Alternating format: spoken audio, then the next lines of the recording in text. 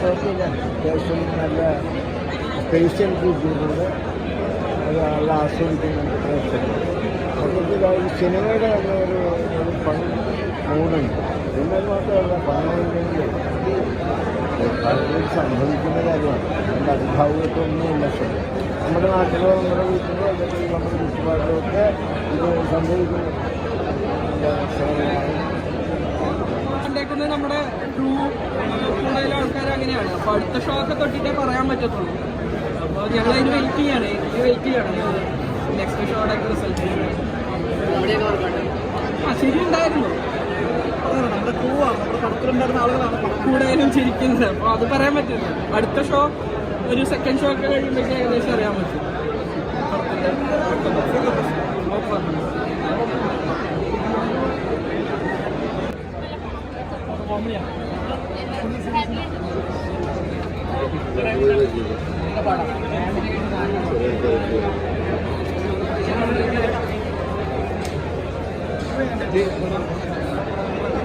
പടത്തിൻ്റെ.